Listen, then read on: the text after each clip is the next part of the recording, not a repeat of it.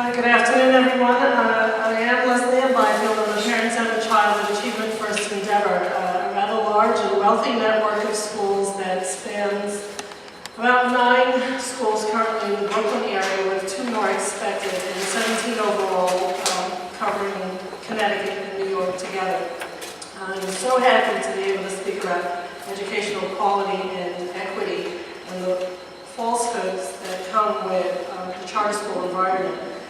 I never expected to be a charter school parent, but I was sold a bill of goods, which started in part with classrooms that would be no larger than 22 children, with as many as 2 teachers.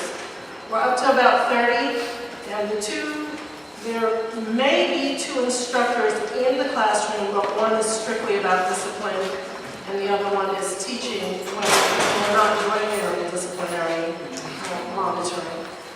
With regard to qualified experienced teachers, the sell that I received was, we interview teachers for 2 years before we hire them. That sounds really good, right? What that means is we start during their sophomore year in college, and they come out inexperienced and more than willing to do what the administration tells them without the benefit of knowing best practices for your child. Shared space and comparable facilities. You know, because I got thrown into all this, I had to learn about how charter schools began, why they were started, why do we have a primary and secondary, which is what it's becoming, public education system.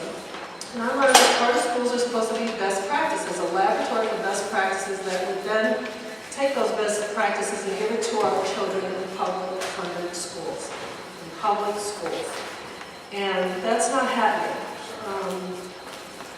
It has become a very divisive environment wherein people are making money off of our children. It is what's happening. The longer they're in their school, the more money they get, and when they're out of the school, it's usually because they've been damaged so much that their grades are not contributing to the accountability standards of charters, and therefore it's better they go anywhere. I don't know about you, but I hear nothing in there that's good for our kids. Art, music, science, social studies, gym, lunch, and recess. My son is a 5th grader at Achievement First Endeavor. He has yet to receive recess. He only began getting gym in February, late February of this year.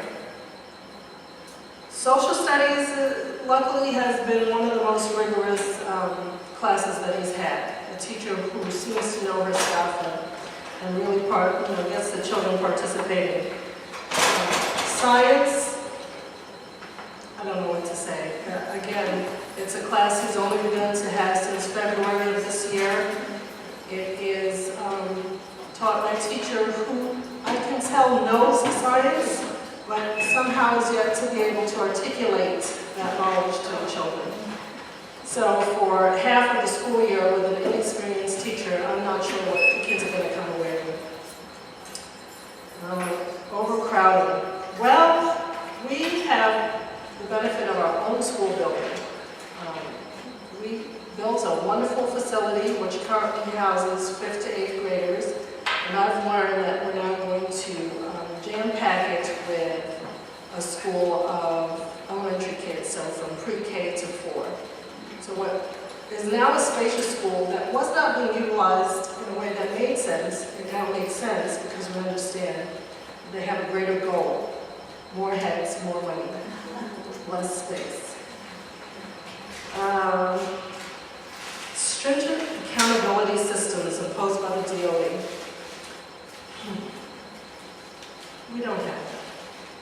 We have a lot of self-review, and I've learned this the hard way, because children are hitting the wall and parents are, frustrated and withdrawing and actually not advocating for their child. I'm in the school and I'm seeing it, and it's upsetting, which is leading me to learn more and to reach out to government agencies, which are telling me that, well, you have to go through a 30-day process with them, and then a 30-day process with the board, and then a 30-day process with the region.